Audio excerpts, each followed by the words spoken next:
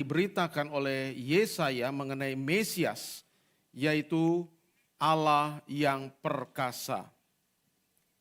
Mighty God, atau dalam teks Ibraninya El Gibor. El Gibor ini muncul beberapa kali di dalam Perjanjian Lama, dan salah satu ayat yang terkenal adalah ayat yang baru saja kita baca, ada di Yesaya 9 ayat 6, kalau banyak versi bahasa Inggris ayat yang ke-6.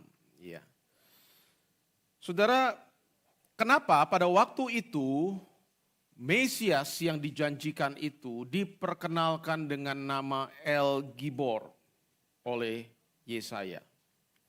Saudara, kalau kita melihat keseluruhan dari kitab Yesaya, dan khususnya pasal-pasal sebelum pasal 9, di pasal yang ke-7 kita membaca di sana bagaimana situasi historis pada waktu itu yang sedang dialami oleh bangsa Yehuda. Bangsa Yehuda itu punya tetangga, masih saudara ya, dulunya bersama-sama, tetapi pada zaman Rehabeam, kerajaan Israel itu terpecah menjadi dua, selatan dan utara. Selatan disebut Yehuda, utara disebut Samaria, atau seringkali juga disebut Israel. Sedangkan yang selatan itu lebih sering disebut Yehuda. Jadi pada masa itu ketika Yesaya mengatakan nubuatan ini, saudara, Yehuda itu sedang menghadapi kondisi ada dua negara yang beraliansi untuk menyerang. Yang pertama adalah tetangganya sendiri, saudaranya sendiri, yaitu Israel. Ya, bersekutu dengan negara Aram. Dan ketika pada waktu itu negara Aram itu datang mendekat dan berkemah di Samaria, maka kalau saudara baca pasal 7, Raja Ahaz bersama dengan seluruh rakyat Yehuda pada waktu itu gemetar ketakutan. Kemudian saudara, kondisi situasi pada waktu itu juga ada satu kekuatan baru yang muncul, satu kekuatan superpower pada waktu itu, yaitu bangsa Asyur. Dan bangsa Asyur inilah yang kemudian pada akhirnya dipakai Tuhan untuk menghukum Samaria. Sehingga Samaria itu, saudara, tidak seperti Yehuda yang Tuhan kembalikan ke tanah Yehuda. Samaria itu hilang, lenyap, saudara. Ya, ketika diserang dan dihancurkan oleh Asyur. Dan Asyur ini, kalau saudara baca di pasal 8 inilah yang kemudian akan menghancurkan Samaria atau Israel dan juga Aram. Jadi ada tiga bangsa atau ada tiga musuh yang pada waktu itu mengancam bangsa Yehuda, yang berusaha untuk menghancurkan Yehuda. Dan Yehuda tahu bahwa mereka nggak akan sanggup bertahan.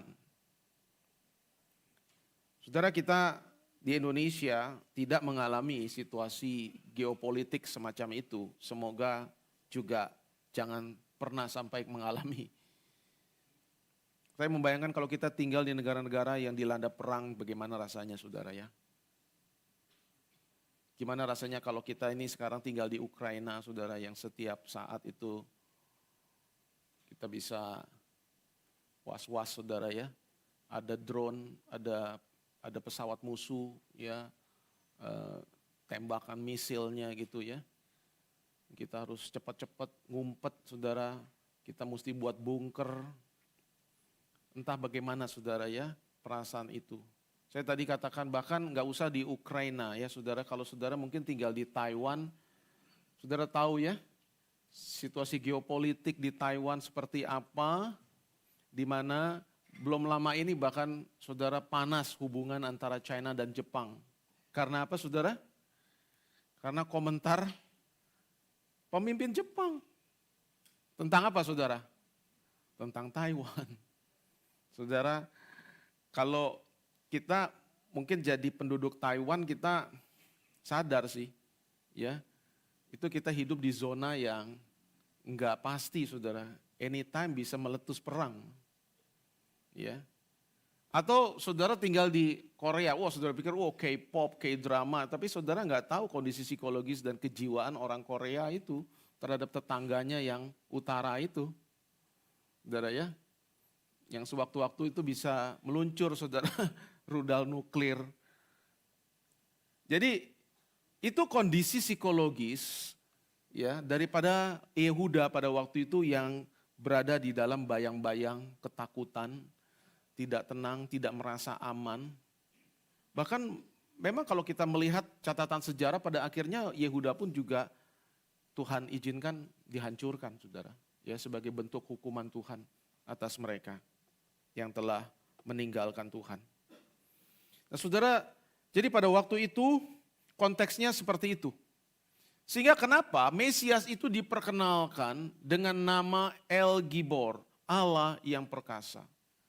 Mereka sangat mengharapkan adanya bantuan, adanya pertolongan, adanya intervensi. Dan intervensi itulah yang justru Tuhan sampaikan melalui Yesaya, datangnya adalah dari Allah itu sendiri, yaitu Allah yang perkasa. Tetapi sayangnya saudara, bahkan ketika Raja Ahaz diminta oleh Yesaya untuk meminta tanda dari Tuhan, Ahaz itu enggak mau saudara. Ya. Karena memang hati Ahaz beserta dengan bangsa Yehuda itu juga sudah berpaling dari Tuhan. Sehingga ketika Tuhan mau tolong pun mereka ogah-ogahan. Mereka enggak datang kepada Tuhan, mereka enggak menyambut sungguh-sungguh. Tetapi Tuhan adalah Tuhan yang penuh dengan kasih setia dan Tuhan memberikan nubuatan ini. Sebab seorang anak telah lahir, seorang putra telah diberikan. Nah saudara kalau perhatikan di situ nubuatan ini bentuknya adalah lampau. Seorang anak telah lahir. Seorang putra telah diberikan. Kenapa nubuatan ini bentuknya lampau? Kalau kita melihat bahwa nubuatan ini sesungguhnya merujuk kepada Yesus Kristus, maka nubuatan ini penggenapannya baru akan terjadi kurang lebih 700 tahun di depan. Tetapi pada waktu itu Yesaya mengatakan anak itu telah lahir. Nah saudara, di dalam tata bahasa Ibrani, khususnya Ibrani kuno, bukan Ibrani modern zaman sekarang saudara ya, Biblical Hebrew, itu memang tidak seperti tata bahasa Inggris yang ada past, present, dan future tense. Di dalam Biblical Hebrew itu hanya ada perfect dan imperfect. Perfect itu artinya sudah terjadi, sudah berlangsung, sudah selesai. Sedangkan imperfect itu masih berlangsung, sedang terjadi dan terus berproses.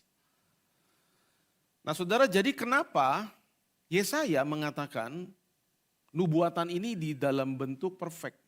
Dan ini sering disebut prophetic perfect. Saudara, karena seakan-akan hal itu sudah terjadi. Karena demikian kepastian bahwa nubuat itu akan terjadi, maka dipakai bentuk perfect. Seolah-olah itu sudah terjadi meskipun dari sudut pandang kronologi waktu, saudara masih akan terjadi di masa yang akan datang, 700 tahun kemudian. Saudara, dan ini muncul dalam berbagai ayat dan tempat di dalam sepanjang perjanjian lama. Oleh karena yang mengatakan nubuatan itu sesungguhnya adalah Allah itu sendiri. Yang memegang kendali atas sejarah. Sehingga kepastiannya itu begitu rupa sehingga seolah-olah itu sudah terjadi. Nabi melihat di dalam pikirannya peristiwa kelahiran seorang anak yang akan disebut Allah yang perkasa itu, yang akan menyelamatkan umatnya itu, ada di dalam pikirannya seolah-olah itu sudah terjadi. Nah, saudara, tapi masalahnya, saudara, ada satu kesulitan bagi orang-orang pada waktu itu, ya, baik bangsa Yehuda maupun orang-orang Israel, orang-orang Yahudi sampai hari ini. Yaitu bahwa Mesias itu adalah seorang anak yang dilahirkan oleh manusia, dan anak itu bicara sosok yang tidak punya kekuatan. Dan anak itu adalah anak yang dilahirkan, artinya manusia. Tetapi anak yang adalah manusia itu sesungguhnya dia adalah Allah yang perkasa. The mighty God.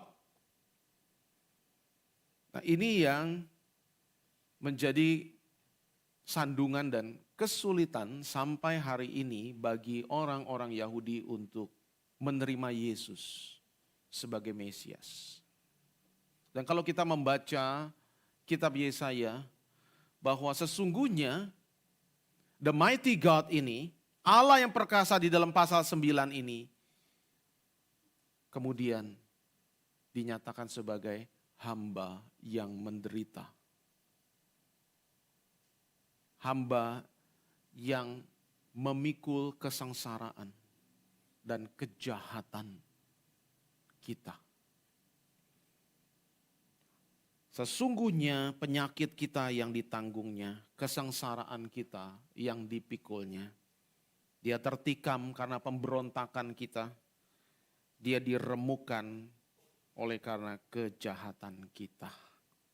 Maka ini satu paradoks yang besar yang menjadi sandungan bagi orang-orang Yahudi sampai hari ini. Mereka tidak bisa menerima Yesus sebagai Mesias. Kalau kita melihat kenyataan yang dikatakan oleh Yesaya, maka sebenarnya Mesias datang untuk menyelamatkan umatnya. Maka yang menjadi masalah bagi umat Allah bukanlah bangsa-bangsa yang memerangi mereka pada waktu itu. Apakah itu Aram, apakah itu Asyur, apakah itu Babel yang muncul kemudian ya sebagai kekuatan super power yang mengalahkan Asyur, atau kemudian muncul lagi Persia, Yunani, Romawi yang memang sepanjang sejarah itu menjajah, menindas dan menyengsarakan umat Israel. Tetapi sesungguhnya kalau kita melihat Allah yang perkasa ini juga adalah hamba yang menderita. Maka yang menjadi persoalan sesungguhnya bukanlah bangsa-bangsa, melainkan dosa dan kejahatan umat Allah itu sendiri. Sebab oleh karena dosa, kejahatan dan pemberontakan mereka lah, maka Allah menyerahkan mereka kepada bangsa-bangsa lain. Dan itu adalah sejarah sepanjang perjanjian lama. Ketika umat Allah tidak setia lagi, ketika umat Allah tidak lagi taat dan tidak memelihara perjanjian, mereka murtad meninggalkan Tuhan. Maka Allah menyerahkan mereka ke tangan bangsa-bangsa lain. Jadi problem utama sebenarnya yang perlu untuk diatasi adalah problem kejahatan dan dosa dari umat Tuhan.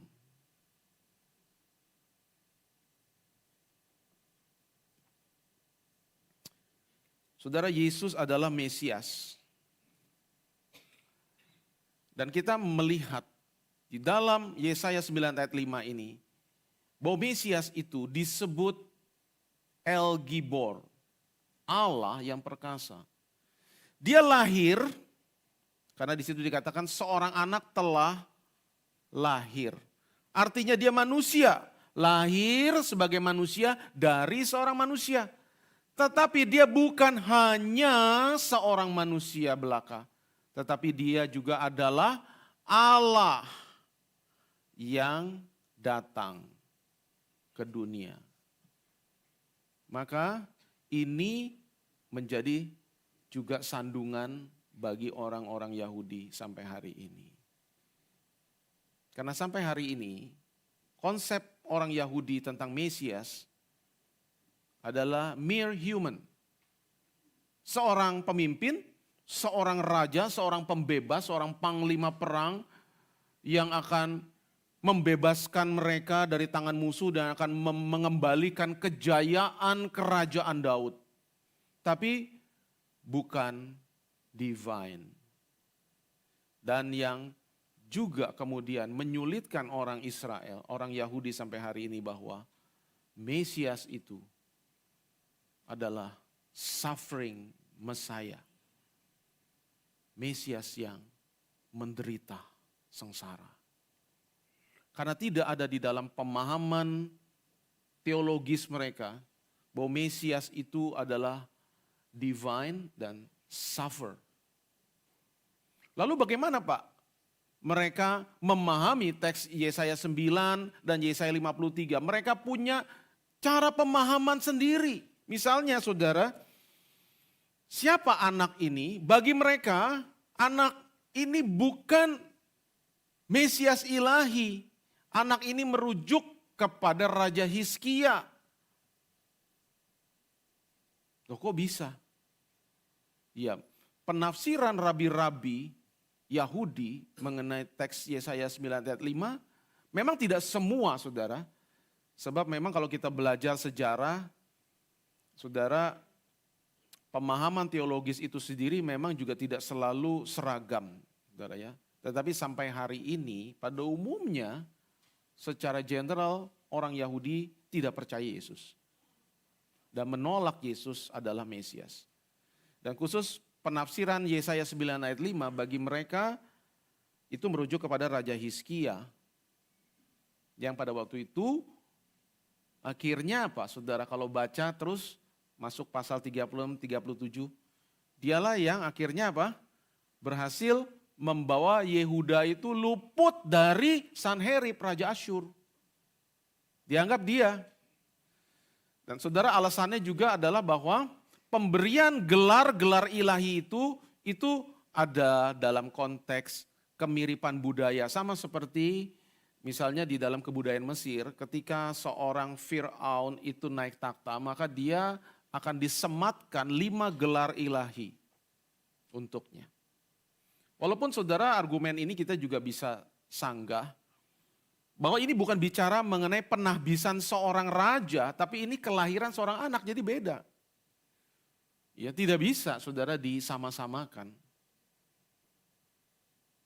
Dan kalau kita melihat Hizkia itu hidup memerintah hanya 29 tahun. Sedangkan deskripsi dari Yesaya 9 ayat 5 dan 6 itu bahwa pemerintahan Mesias ini adalah tidak berkesudahan. Dia juga akan disebut Raja Damai. Sedangkan dalam masa Hizkia itu yang ada perang dan penderitaan.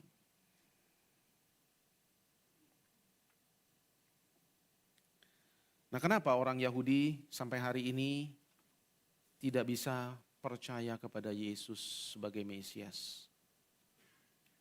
Saudara, di dalam 2 Korintus pasal yang ketiga, Rasul Paulus mengatakan, pikiran mereka telah menjadi tumpul. Sebab sampai hari ini selubung itu masih tetap menyelubungi mereka.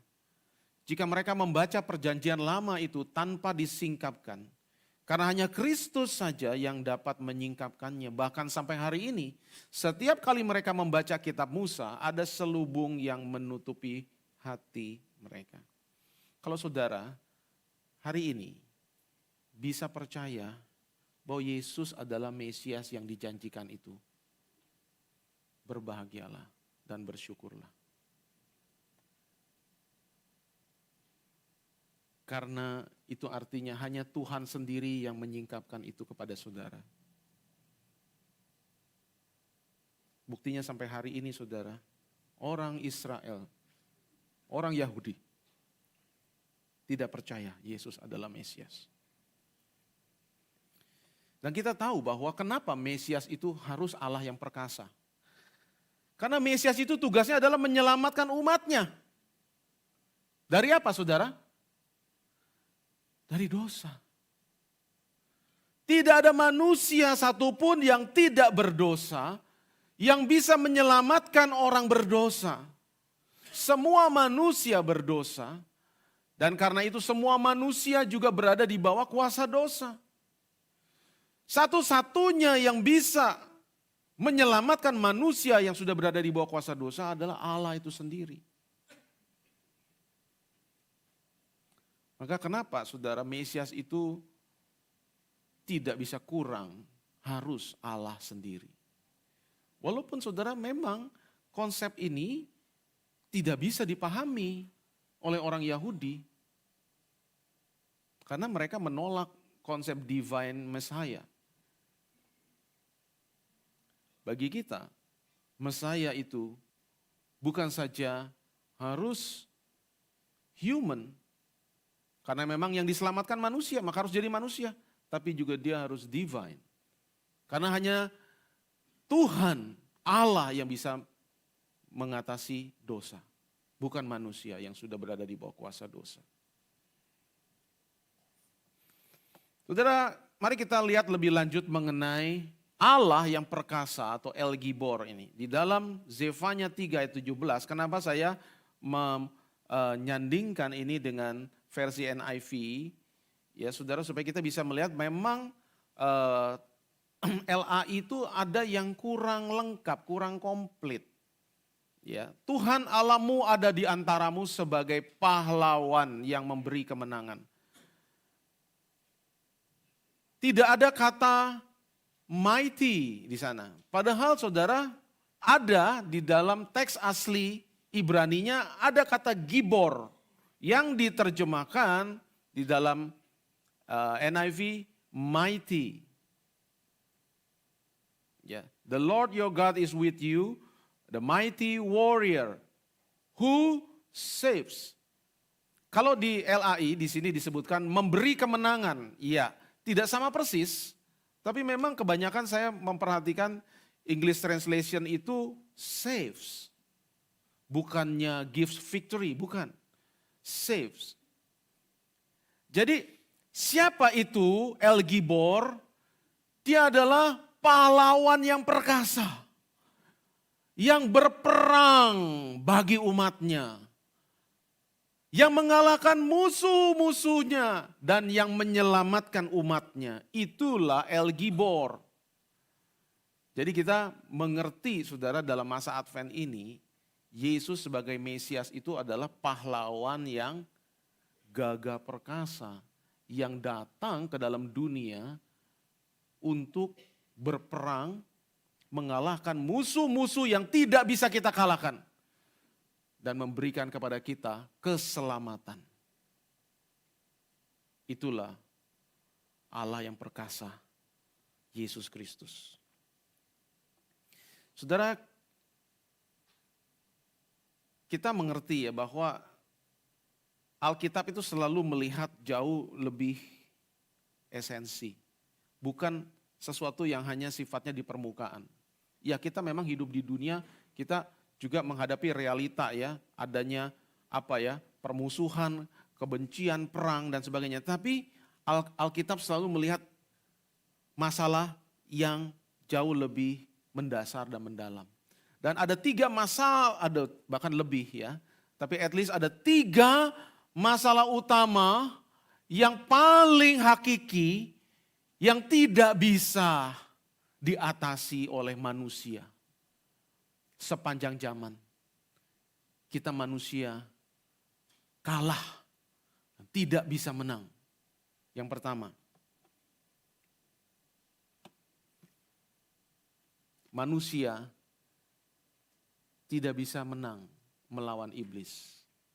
Sebaliknya, iblislah yang memperdaya manusia dan yang memperbudak manusia di bawah kekuasaannya. Dari dulu sampai sekarang.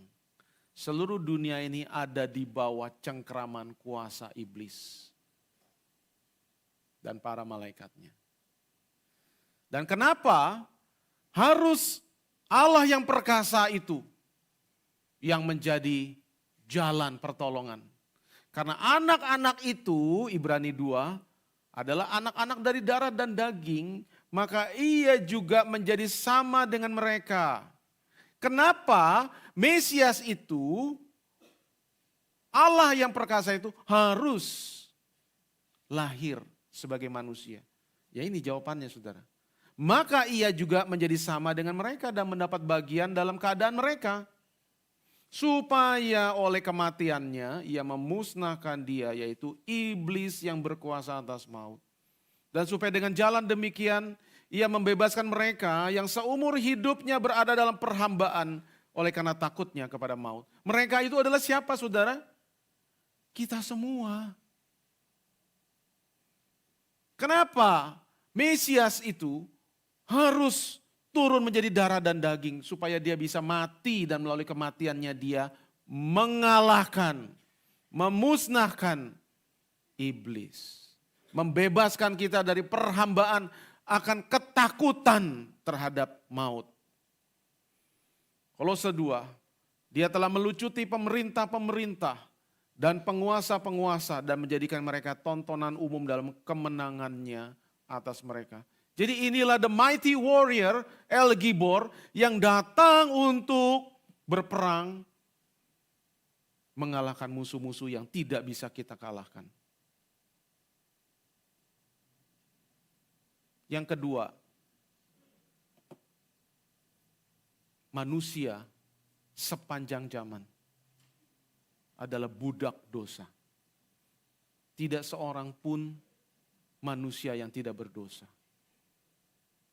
Maka artinya saudara, tidak seorang pun yang bisa menang mengalahkan dosa. Sehingga Matius 1 ayat 21, dia akan melahirkan anak laki-laki dan engkau akan menamakan dia Yesus. Karena dialah yang akan menyelamatkan umatnya dari dosa mereka. Inilah keperkasaan Yesus Kristus sebagai El Gibor. Bahwa dia datang untuk menyelamatkan kita dari dosa yang tidak bisa kita kalahkan. Bagi dia yang mengasihi kita dan yang telah melepaskan kita dari dosa kita oleh darahnya. Dosa itu seperti tuan yang kejam, yang menyiksa, menindas, yang membelenggu kita. Dan datanglah Yesus, Allah yang perkasa, pahlawan yang gagah perkasa itu berperang dan melepaskan kita dari dosa. Oleh apa? Oleh darahnya. Oleh kematiannya. Sehingga saudara, ternyata Allah yang perkasa itu datang. Dia tunjukkan keperkasaannya dengan apa? Dengan pengorbanan. Bukan dengan kekuatan militer, bukan dengan perang, tetapi dengan kasih yang berkorban. Itulah keperkasaan Allah yang menjungkir balikan pemikiran dan pola iblis dan dunia ini. Sehingga kita baca saudara, bahwa tidak ada dari penguasa dunia ini yang menyadari bahwa itulah rencana keselamatan Allah melalui jalan penderitaan dan kematian oleh darah. Allah melepaskan kita dan menyelamatkan kita. Yang ketiga, saudara, apa yang kita nggak bisa kalahkan? Yaitu maut. Hai maut, di manakah kemenanganmu? Hai maut, di manakah sengatmu? Sengat maut ialah dosa. Dan kuasa dosa ialah hukum Taurat. Kenapa? Saudara, oleh karena hukum maka kita tahu apa itu dosa. Dan kita tidak mampu menuruti hukum itu, melainkan kita hanya bisa melanggar hukum. Karena kita melanggar hukum maka kita berdosa dan dosa akan membawa kita kepada maut. Tetapi syukur kepada Allah yang telah memberikan kepada kita kemenangan oleh Yesus Kristus Tuhan kita. Di dalam kebangkitannya, Yesus muncul sebagai pemenang yang mengalahkan kuasa maut itu. Sehingga kita yang percaya kepadanya, kita juga diikut sertakan. Kita dihisapkan di dalam kemenangannya. 2 Timotius 1, dan yang sekarang dinyatakan oleh kedatangan Juru Selamat kita Yesus Kristus, yang oleh Injil telah mematahkan kuasa maut dan mendatangkan hidup yang tidak dapat binasa. Puji Tuhan. Kalau bukan the mighty warrior, El Gibor itu datang menyelamatkan kita, tidak ada harapan bagi kita semua. Tetapi Dia adalah Allah yang perkasa, yang berperang bagi kita. Dia yang masuk intervensi di medan perang yang tidak mungkin kita bisa menang. Dan Dia mengalahkan musuh terbesar itu bagi saudara dan saya. Apakah ada lagi saudara?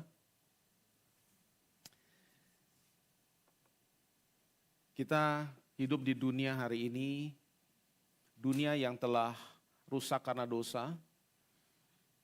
Kita mau tidak mau kita juga merasakan akibat. Kita juga turut merasakan ya apa-apa yang sulit di dunia ini. Sekalipun saudara juga masih begitu banyak hal yang baik ya, oleh karena providensia Allah, kita masih bisa hidup tinggal di dunia ini menikmati segala berkat Tuhan yang baik.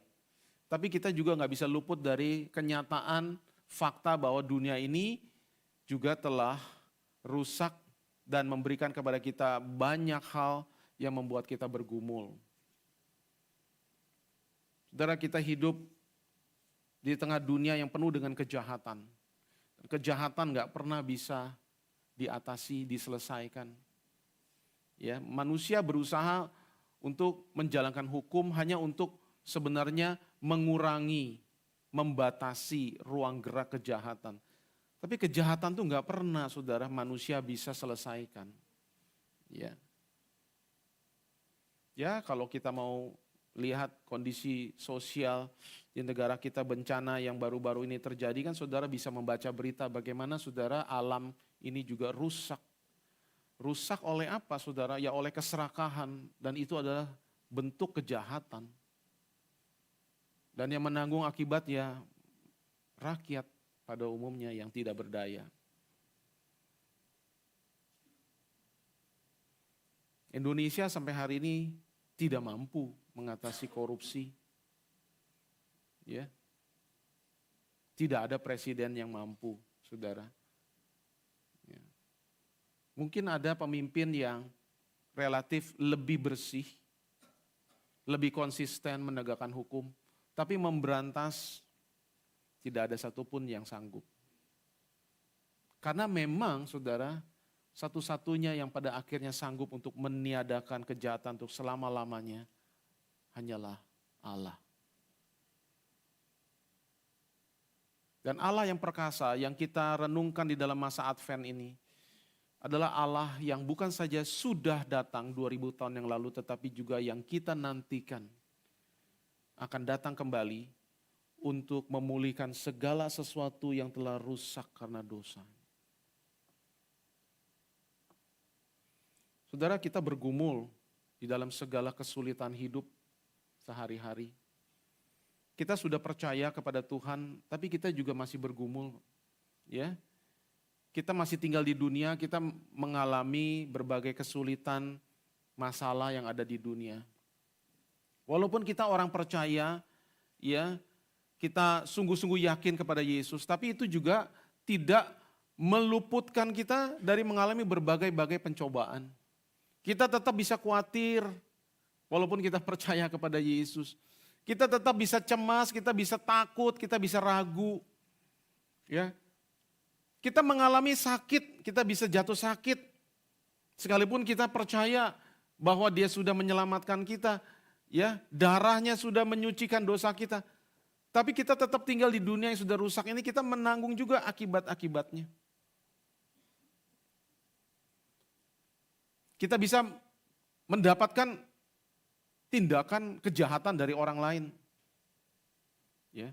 Kalau kita membaca berita hari ini, saudara, di negara-negara tertentu yang sedang banyak pemberitaan itu, kalau saudara perhatikan, adalah Nigeria. Berapa banyak orang-orang Kristen di Nigeria yang hari ini harus bertaruh nyawa karena dia Kristen. Sewaktu-waktu dia bisa dibunuh karena imannya. Dan pemerintah sana tidak melakukan apapun terhadap pihak-pihak yang melakukan pembunuhan dan pembantaian itu.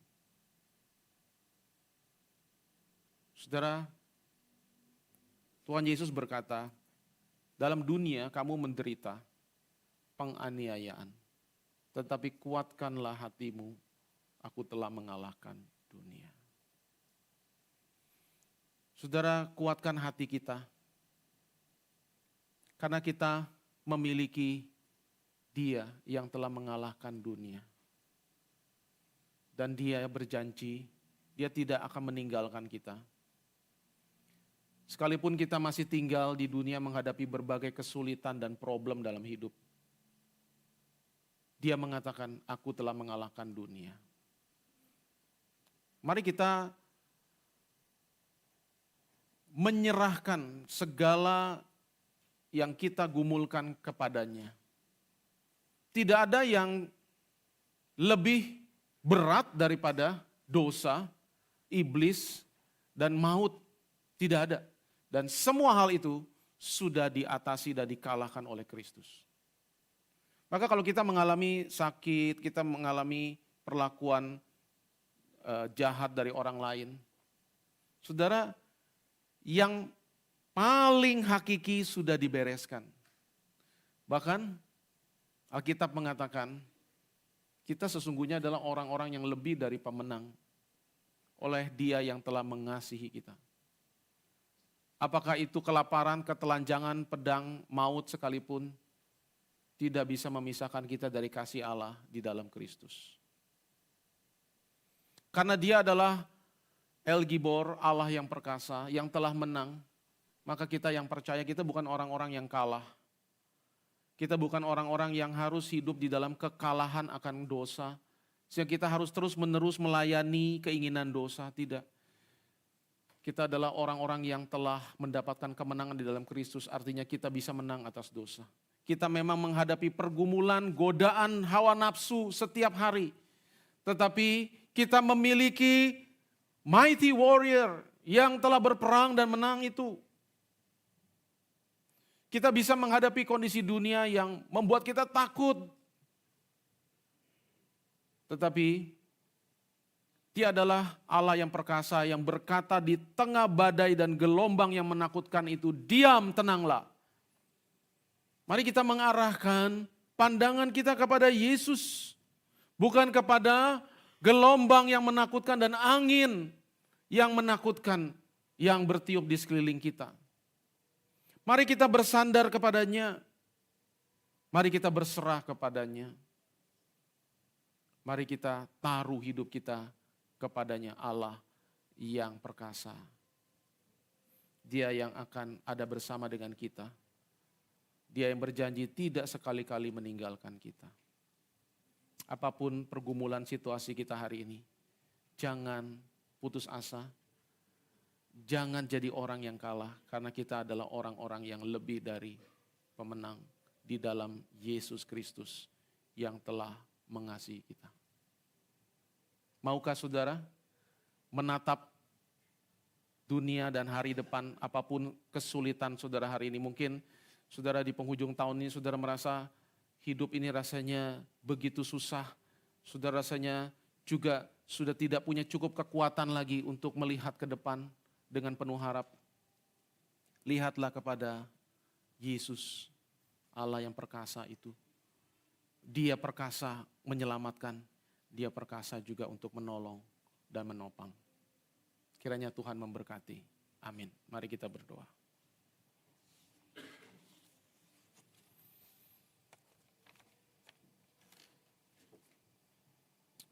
Bapa di surga, Engkau yang mengerti situasi hidup kami masing-masing. Tetapi tidak ada yang melampaui kuasamu, kesanggupanmu, keperkasaanmu untuk bertindak. Engkau sanggup intervensi di dalam hidup kami. Bahkan di tengah segala kelemahan dan ketidakberdayaan kami. Engkau adalah Allah yang perkasa. Yang telah datang dan yang akan datang kembali. Kuatkanlah hati kami ya Tuhan. Karena Engkau telah mengalahkan dunia ini. Tolong kami untuk tetap percaya dan bersandar apapun kondisi dan kesulitan yang kami hadapi hari ini. Engkau akan memimpin kami dari kemenangan kepada kemenangan sampai Engkau datang kembali. Terpujilah Engkau Tuhan, Allah yang perkasa. Demi nama-Mu Tuhan Yesus Kristus kami berdoa. Amin.